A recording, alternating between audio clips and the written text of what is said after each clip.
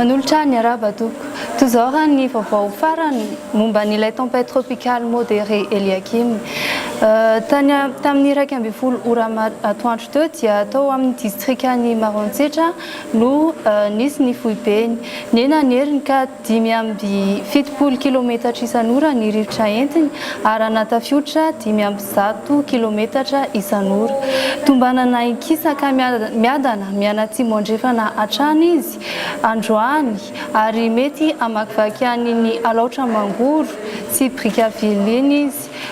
Tombanana ivoaka rapitso any amin'ny manodidina ny Vatomandry any izy rapitso maraina. Noho izany dia tsy misy fiovana ireo filazana loza. Izany hoe filazana miloko mena ho an'ny faritra Sava, Bealalana, Befandriana avaratra, Mandry tsara, Analanjorofo, Atsinanana ary Alaotra mangoro.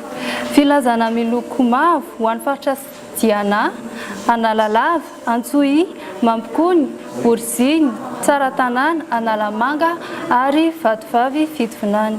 Filazana miloko maitso kosa ho an'ny faritra Boeny, Maheva-Tanàna, Kandreo, Bongolava, Itasy, Vakinakaratra, Amoromani ary Haute Matsiatra. Iangaviana ny mpampiasa ranomasina amin'ny morontsiraka rehetra mbola tsy iandrika hatrany.